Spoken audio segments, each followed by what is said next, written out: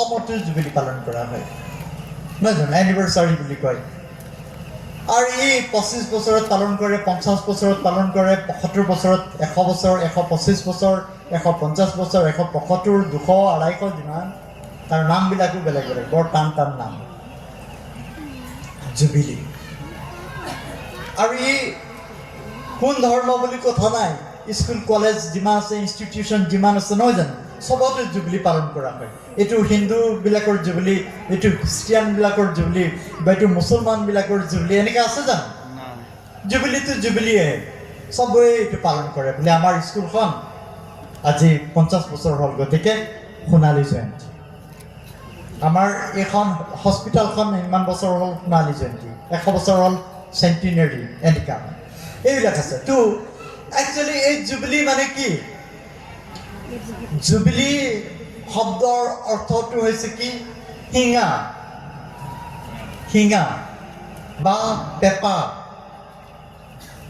আমাৰ যেনেকৈ অসমীয়াত আমি বহাগ বিহুৰ সময়ত মহৰ শিঙৰ পেঁপা বজায় নে নবজায় হা মহৰ শিঙৰ পেঁপা বজায় তেনেকৈ ইজৰাইলবিলাকে তেওঁলোকে ভেড়া ছাগলৰ যিটো শিং সেই শিঙক তেওঁলোকে তুৰি বনাইছিলে তাক ইংলিছত ট্ৰাম্পেট বুলি কোৱা হয় তুৰি আৰু এই শিঙা সেই শিংটো তেওঁলোকে শিঙা বনাইছিলে আৰু সেইকাৰণে সেই শিঙাৰ নামটোৱে হৈছে কি য়বেল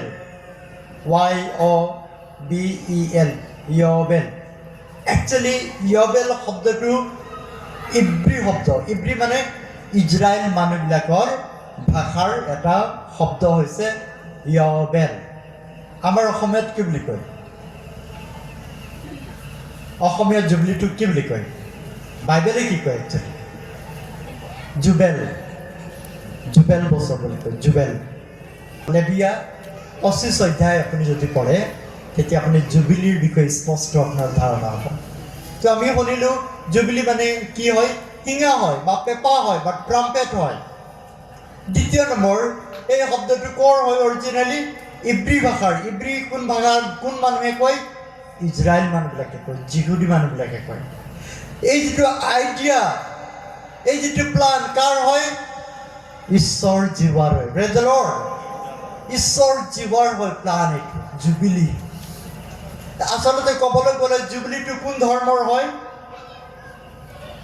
কাৰণ পৃথিৱীৰ বাইবেলৰ বাহিৰে বেলেগ কোনো ধৰ্মশাস্ত্ৰতে জুবিলি শব্দই নাই অকল বাইবেলত আছে আৰু আজি এই বাইবেলৰ যিটো জুবিলি শব্দ ইয়াক গোটেই পৃথিৱীৰ মানুহে ধৰ্ম বৰ্ণ ভাষা নিৰ্বিশেষে জাতি নিৰ্বিশেষে তেওঁলোকে পালন কৰে গতিকে কোন ধৰ্মৰ হয় জুবিলিটি জুদাইজম জুদাইজমটো কাৰ ধৰ্ম হয় যিহুদীবিলাকৰ ধৰ্মক জুদাইজম বুলি কোৱা হয় যিহুদীবিলাকৰ ইব্ৰীবিলাকৰ ইছৰাইলবিলাকৰ ধৰ্মক জুদাইজম বুলি কোৱা হয় আৰু তেওঁবিলাকৰহে ধৰ্ম গ্ৰন্থত পুৰণি নিয়মত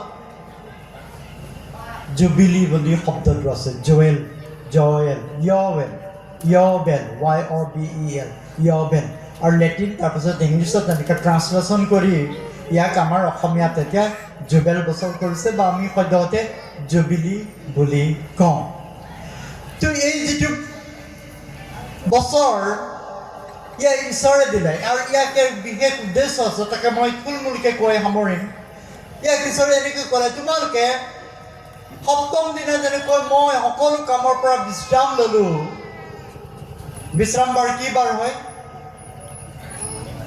কি বাৰটো বিশ্ৰাম বাৰ হয় বহুত কিছুমানে দেওবাৰ বুলি কৈ দিয়ে বাৰে বাৰে কোৱাৰ পাছতো নকওঁ দেওবাৰটো হৈছে সপ্তাহৰ প্ৰথম দিন আৰু শনিবাৰটো হৈছে সপ্তাহৰ শেষ দিন মানে বিশ্ৰাম বাৰ আৰু বিশ্ৰাম বাৰৰ আগদিনাটো কি দিন বুলি কয় বাইবেলৰ মতে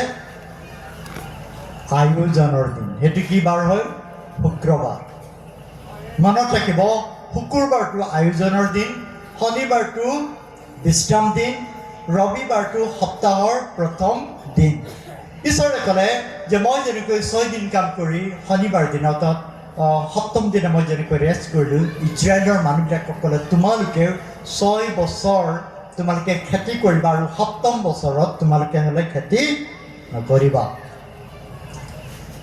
তেতিয়া 6 বছৰ আৰু খেতি নকৰা এটা বছৰ কিমান হ'ব? সৰ্বমুঠ 7 বছৰ। তেতিয়া এই 7 বছৰ তোমালোকে 7টা যদি তোমালোকে সপ্তম বছৰ পাবা, সপ্তম বছৰ 7টা মানে 7 গুণ কিমান হ'ব? 49 years। অলপ টান হৈছে না বুজিবলৈ। 7 বছৰ হ'লে একবাৰ বিশ্ৰাম ল'ব আৰু 6 বছৰ খেতি কৰিব আৰু সপ্তম বছৰ হ'লে আকৌ এবাৰ বিশ্ৰাম ল'ব। এনেকৈ বিশ্ৰাম লৈ 7 বছৰ বিশ্ৰাম লৈ 7 বাৰ যেতিয়া বিশ্ৰাম বাৰ পালন কৰিব, তেতিয়া 7 গুণ কিমান? 49 নহয় জানো? 49 years যেতিয়া কমপ্লিট হ'ব, তেতিয়া 50 years যেতিয়া সোমাব, 50 বছৰ যেতিয়া সোমাব, সেই বছৰটো তোমালোকৰ নিমিত্তে কি হ'ব? জুৱেল বছৰ হ'ব, জুবেল বছৰ হ'ব, জুবিলিৰ বছৰ হ'ব। ঈশ্বৰে এনেকৈ আদেশ দিলে। মাটিয়ে আৰাম পাব লাগে আৰু বিদেশী আৰু প্ৰবাসীবিলাকে তেওঁলোকে সেই খেতিৰ পৰা যিটো উৎপন্ন হয় আপোনা আপুনি সেইটো প্ৰবাসী, বিদেশী, মাওৰা, বিধৱাবিলাকে তেওঁলোকে খাব। তোমালোকে হ'লে নাদাবা আৰু নচপাবা বুলি ক'লে। আৰু এই 50 বছৰৰ বছৰি তোমালোকৰ কাৰণে জুবিলি বছৰ হ'ব, জুৱেল বছৰ। আৰু সেই বছৰৰ তাৎপৰ্যটো কি জানেনে? ৰিডিমিং, মুক্তি ঘোষণা কৰা বছৰ। 1 নম্বৰ মুক্তি ঘোষণা, 2 number the year of restoration. Year of restoration মানে আপুনি নিজকে নিজে চম্ভালা বছৰ হয় না, আপুনি নিজকে নিজে প্ৰতিষ্ঠিত কৰা বছৰ। আৰু 3 number the year of freedom, year of releasing, ঘোষণা কৰা, ৰিলিজ হোৱা, ৰেষ্টৰেশ্যন। আৰু ইয়াৰ নিয়মবিলাক বহুত বেলেগ আছে, আপুনি পঢ়িব বাইবেলখন। ঈশ্বৰে এনেকৈ আদেশ দিলে, ইজৰাইলক মই এনেকুৱা আদেশ দিছোঁ, কোনেও যেন মাটি বিক্ৰী নকৰে না। বাইবেলত এনেকৈ লিখা আছে, কাৰণ মাটি তোমালোকৰ নহয়, মাটি জিহুৱাৰ হয় বুলি কৈছে। Praise the lord, praise the lord.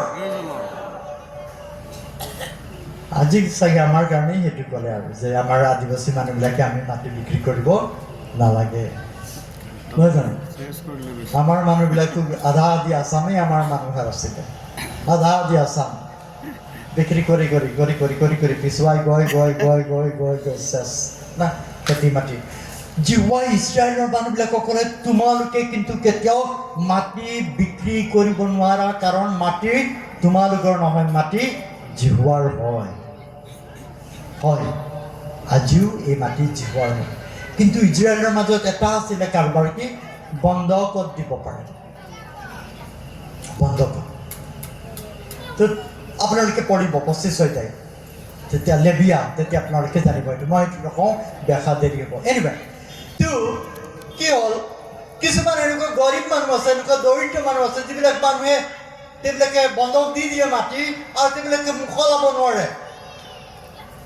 খাবলৈ আহাৰ নাই, পিন্ধিবলৈ কাপোৰ নাই, থাকিবলৈ ঘৰ নাই। তেওঁলোকে কি কৰে, নিজৰ বাচ্চাবিলাকক 1জন বা 2জনক তেওঁলোকে কিছুমান মালিকবিলাকক বিক্ৰী কৰি দিয়ে, কাৰণ সেই সময়ত মানুহবিলাকে মানুহৰ কিনা বেচা আছিলে, দাস প্ৰথা আছিলে, বিক্ৰী কৰি দিয়ে, দাস হৈ যায় তেওঁলোকে, দাস হৈ যায়। আৰু তেওঁলোকৰ বেলেগ উপায় নাই। তো কি হ'ল, এতিয়া তেওঁৰ ল'ৰা যেতিয়া 15 বছৰ বয়স হৈছিলে, সেই সময়ত তেওঁ মালিকক বিক্ৰী কৰি দিলে। আৰু এই বাপেকে জীৱনত কেতিয়াও সি উপাৰ্জন কৰিব নোৱাৰে এনেকুৱা যে নিজৰ ল'ৰাটোক সি মোকলাব পাৰিব, নেভাৰ। তাৰ একো চ'ৰ্চ নাই, তাৰ একো ইনকাম নাই, একো কাম নাই। সি কেতিয়াও তাৰ নিজৰ ল'ৰাটোক মালিকৰ পৰা সি পুনৰ তাক মুকলি কৰি আনিব নোৱাৰে, কাৰণ তাৰ একোৱেই নাই, মাটি বাৰী একোৱেই নাই, অসম্ভৱ। আৰু ঈশ্বৰে জানে এইবিলাক এদিন ঘটিব। সেইকাৰণে ঈশ্বৰে কি ক'লে, এই হিঙা বজোৱা যিটো বছৰ, তাত ঈশ্বৰৰ এক বিশেষ তাৎপৰ্য আছে আৰু মই আকৌ কওঁ যিবিলাকে বহুত ধ্যান দি শুনিব তেওঁলোকে বুজি পাব নহ'লে বুজি নাপাব এই বছৰৰ তাৎপৰ্য হ'ল কি যেতিয়া 50 বছৰ হ'ব তেতিয়া পুৰোহিতে মন্দিৰত হিঙা বজাব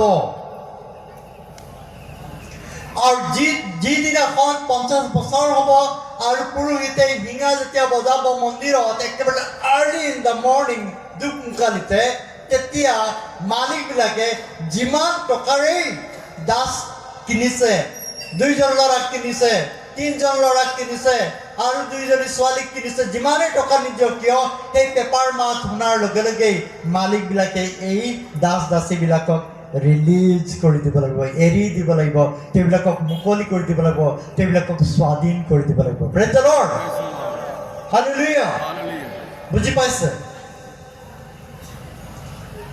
এইটোৱে হৈছে জুৱেল বছৰৰ তাৎপৰ্য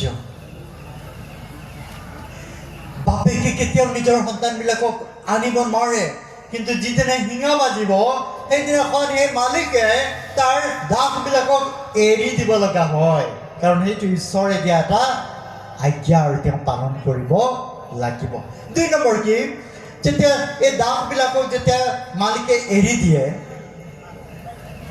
তেওঁলোকে ঘৰলৈ যায় আৰু তেওঁলোকৰ কি হয় ৰেষ্টৰেশ্যন হয় পৰিয়ালবিলাকৰ লগত তেওঁলোকৰ মিলন হয় আৰু তেওঁলোকে পুনৰ এটা নতুন জীৱন তেওঁলোকে আৰম্ভণ কৰে প্ৰেজ দ্য লৰ্ড হালেলুয়া আৰু 3 নম্বৰ কি হয় যিমান মানুহে মাটি বন্ধক দিছিলে সেই মাটি বন্ধক দিয়াৰ এতিয়া আৰু মালিকে 1 পইচাও নাপায় কাৰণ জুবিলিৰ হিঙা বাজিলে প্ৰেজ দ্য লৰ্ড অট'মেটিক তেওঁলোকে সেই মাটিবিলাক নিজ নিজ গৰাকীবিলাকক চমজাই দিব লাগিব চাওক আপুনি কিমান ডাঙৰ এক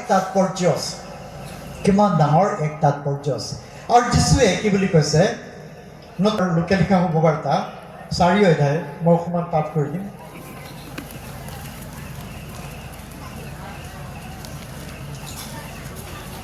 লোকে লিখা শুভবাৰ্তা 4 অধ্যায় মই 18 পদ আৰু 19 পদ মই পাঠ কৰি আছোঁ ইয়াত এনেকৈ লিখা আছে প্ৰভুৰ আত্মা মোৰ ওপৰত উপস্থিত আছে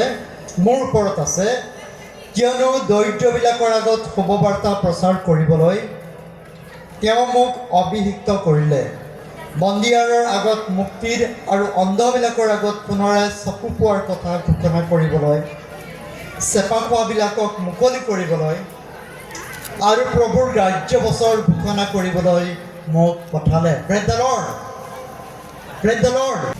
তো আমি কি চাইছোঁ যে পুৰণি নিয়মত ঈশ্বৰৰ সেই ইচ্ছা আছিলে আৰু সেই হিঙা বজোৱা বছৰত সেইটোৱে হৈছে জুবিলি বছৰ আৰু সেইদিনাখন দাসবিলাকো ঘৰলৈ যাব মাটি বন্ধকবিলাকো তেওঁলোকে উভতাই পাব আৰু তেওঁলোকৰ পুনৰ সংস্থাপন হ'ব ৰেষ্টৰেশ্যন তেওঁলোকৰ হ'ব তো যীশু খ্ৰীষ্টই কি কৈছে সেই বছৰটো মই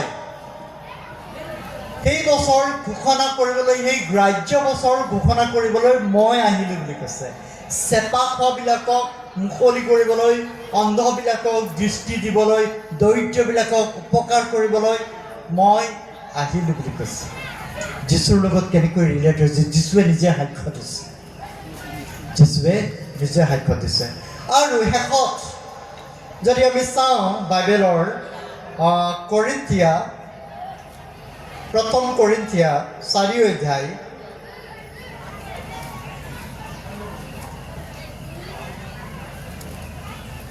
16 পদ এইটো লাষ্ট পদ যে ইয়াত এনেকৈ কৈছে কাৰণ জয়ধ্বনি প্ৰধান স্বৰ্গদূতৰ মাত আৰু ঈশ্বৰৰ তুৰী বাদ্যৰ সৈতে প্ৰভু নিজে স্বৰ্গৰ পৰা নামি আহিব আৰু খ্ৰীষ্টৰ আশ্ৰয়ত মৰা লোকবিলাকেই প্ৰথমে উঠিব পাছে আমি জীৱিত থকা অৱশিষ্ট লোকবিলাক আকাশত প্ৰভুৰ লগ ল'বলৈ তেওঁবিলাকে সৈতে মেঘৰথত তুলি নিয়া হ'ম কি বুলি কৈছে ঈশ্বৰৰ তুৰী বাদ্যৰ সৈতে ঈশ্বৰৰ তুৰী the final trumpet will be blown in the last moment before Jesus comes or in the rapture, the final trumpet, শেষৰ যিটো তুৰি, এটা তুৰি আছে বাজিবলৈ। আৰু এই শেষৰ তুৰিটো সাধু পৌলে কি বুলি কৈছে যে ঈশ্বৰে নিজেই স্বৰ্গত মেঘৰথত আহিব, যীশুৱে নিজে আহিব, প্ৰভুৱে মধ্য আকাশত, আৰু ঈশ্বৰৰ দূতে তুৰি বজাব। আৰু সেইদিনাখন কি হ'ব, সেইটো হৈছে লাষ্ট তুৰি ধ্বনি। আৰু সেই তুৰি ধ্বনি শুনাৰ লগে লগেই তেওঁ বিশ্বাস কৰা প্ৰত্যেকজন ব্যক্তি, তেওঁ য'তেই নাথাকক কিয়, মৰি যদি গেলি গৈছে, পচি গৈছে, খাৰ হৈ গৈছে, সাগৰৰ পানীত ডুবি গ'ল, হাজাৰ হাজাৰ মাছবিলাকে তাক খুটি খালে বা সিংহই খালে, তথাপিও বাইবেলত কৈছে পুনৰ তেওঁবিলাকক ঈশ্বৰে পুনৰ তেওঁবিলাকক ঘূৰাই আকৌ সেই একেই শৰীৰ দিব আৰু তেওঁবিলাকে পুনৰ জীৱিত হ'ব। Praise the lord. পুনৰ জীৱিত হ'ব তেওঁবিলাকে, পুনৰ তেওঁবিলাকে পাব, আৰু তেওঁবিলাকে মৃত্যুৰ বন্ধনৰ পৰা তেওঁবিলাকে সদাকালৰ নিমিত্তে তেওঁবিলাকক মুকলি কৰা হ'ব সেই তুৰিৰ ধ্বনিয়ে। আৰু আমাৰ কাৰণে যিবিলাক অৱশিষ্ট আমি জীয়াই থাকিম, আমাকো তেওঁবিলাকে যোৱাৰ পাছত আমাকো কি হ'ব, তুলি নিয়া হ'ব। Praise the lord. আৰু সেইটো কি, শেষৰ তুৰি ধ্বনি, নহয় জানো? শেষৰ তুৰি ধ্বনিটো জুবিলি, ঈশ্বৰে স্থাপন কৰা এটা নিয়ম। আৰু যীশুৱে সেই বছৰটো তেওঁ গ্ৰাহ্য বছৰ ক'লে আৰু ঘোষণা কৰিবলৈ আহিলে। আৰু শেষত যেতিয়া প্ৰভু যীশু যেতিয়া জগতলৈ আহিব, জগতত একেবাৰে ইয়ালৈ নাহে, মধ্য আকাশত যেতিয়া আহিব, তেতিয়া এবাৰ লাষ্ট তুৰি বাজিব। সেই তুৰি পৃথিৱীৰ সকলো লোকে শুনিবলৈ পাব। আৰু যিবিলাকে তেওঁক বিশ্বাস কৰিছে, তেওঁবিলাকে আনন্দেৰে তেওঁবিলাকে সেইদিনাখন জয়ধ্বনি কৰিব। যিবিলাকে তেওঁক বিশ্বাস কৰা নাই, যিবিলাকে যীশুক উপলংঘা কৰিলে, যিবিলাকে যীশুক অস্বীকাৰ কৰিলে, সেইদিনাখন তেওঁবিলাকৰ ক্ৰন্দন, বিলাপ আৰু দাঁত কৰচনি হ'ব। কিন্তু শেষৰ তুৰি ধ্বনিয়ে আপোনাক আৰু মোক, আমাৰ এই মৰ্ত শৰীৰৰ পৰা তেওঁ আমাক মুক্ত কৰিব, এই জগতৰ কষ্টৰ পৰা আমাক মুক্ত কৰিব, আমাক পাপৰ বন্ধনৰ পৰা সম্পূৰ্ণ মুক্ত কৰিব, আৰু আমি সিদিনাখনহে পুনৰ সম্পূৰ্ণ মুক্ত হ'ম। এইটোৱে হৈছে জুবিলিৰ ৰহস্য বা তাৎপৰ্য। আপুনি সেই শেষৰ তুৰিলৈ অপেক্ষা কৰি আছেনে? যেতিয়া শেষৰ তুৰিটো বাজিব, এদিনাখন কোন সময়ত বাজিব কোনেও নাজানে। এতেকে পৰ দি থকা চোৰৰ দৰে সেই দিন আহি আছে বুলি কৈছে, কোনেও নাজানে কোন সময়ত আহিব। আৰু এদিন হঠাৎ সেই তুৰি বাজিব আৰু গোটেই বিশ্বৰ মানুহে তাক শুনিবলৈ পাব। আৰু সেই শব্দ যেতিয়া আপুনি শুনিব, তুৰিৰ মাত যেতিয়া শুনিব, তেতিয়া আপোনাক কেনেকুৱা লাগিব? আপোনাৰ হৃদয়খন ব্যাকুল হৈ উঠিব নে আপুনি আনন্দত আত্মহাৰা হ'ব? আপুনি নিজে ভাবি চাওক। যদি আপুনি যুগুত হোৱা নাই, তেতিয়া আপুনি ব্যাকুল হৈ যাব। মোৰ কি হ'ব? তুৰিটো বাজিলে মোৰ কি হ'ব? মই যাম নে নাযাম? আৰু যদি আপুনি অপেক্ষাত আছে, পাঁচজনী সুবুদ্ধি কইনাৰ নিচিনা অপেক্ষাত আছে, আপোনাৰ আত্মাৰ যদি তেল বা আত্মাৰ চাকি যদি আপোনাৰ জ্বলিয়ে আছে, তেতিয়া আপুনি সেই তুৰিৰ মাতটো শুনিব, দৰাজনকো লগ পাব, দৰাজনকো আপুনি লগ পাব। সকলো সময়তে আমি জীৱনৰ যিমান ব্যস্ততাত নাথাকিলেও কিয়, আমি সদায় তেওঁক অপেক্ষা কৰিব লাগে। কোন সময়ত তেওঁ আহিব কোনেও নাজানে। আহক আমি অকল তেওঁক বিশ্বাস কৰে নহয়, তেওঁক আমি অপেক্ষা কৰিম। যিটো মুহূৰ্তত তেওঁ আহিব, সেই সময়ত যেন তেওঁ মোকো মাতিব আৰু মোৰ নাম যেন জীৱন পুস্তকত থাকিব, আৰু মই যেন তেওঁৰ লগত যাবলৈ পাম। ঈশ্বৰৰ পবিত্ৰ বাক্যৰ যোগেদি আমাক সকলোকে আশীৰ্বাদ কৰক। মই প্ৰাৰ্থনা কৰিম আৰু সামৰিম।